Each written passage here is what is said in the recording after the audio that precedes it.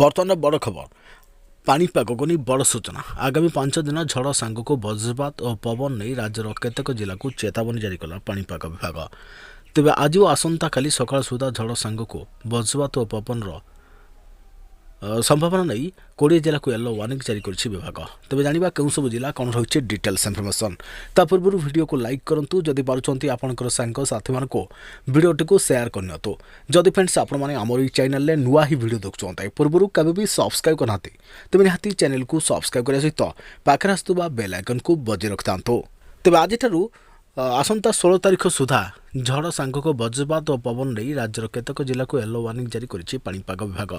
ତେବେ ଆଜି ସକାଳଠାରୁ ଆସନ୍ତାକାଲି ସକାଳ ସୁଦ୍ଧା ଝଡ଼ ସାଙ୍ଗକୁ ବଜ୍ରପାତ ଓ ପବନ ନେଇ 20 ଜିଲ୍ଲାକୁ ୟେଲୋ ୱାର୍ଣ୍ଣିଂ ଜାରି ହୋଇଛି।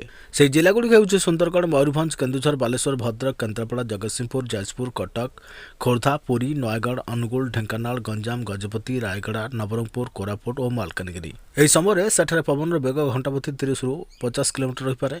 ସେହିପରି ଆସନ୍ତାକାଲି ସକାଳରୁ ପହରଦିନ ସକାଳ ସମୟ ପର୍ଯ୍ୟନ୍ତ 4 ଜିଲ୍ଲାକୁ ୟେଲୋ ୱାର୍ଣ୍ଣିଂ ଜାରି ହୋଇଛି। ସେହିସବୁ ଜିଲ୍ଲାଗୁଡ଼ିକ ହେଉଛି ମୟୂରଭଞ୍ଜ, ଗଜପତି, ରାୟଗଡ଼ା, କୋରାପୁଟ।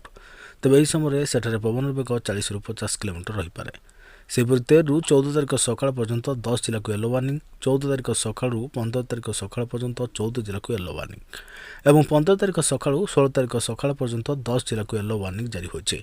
ଆଞ୍ଚଳିକ ପାଣିପାଗ ବିଜ୍ଞାନ କେନ୍ଦ୍ର ଭୁବନେଶ୍ୱର ପକ୍ଷରୁ ଜାରି ହୋଇଥିବା ଟ୍ୱିଟ୍ରୁ ଏହି ସୂଚନା ମିଳିଛି।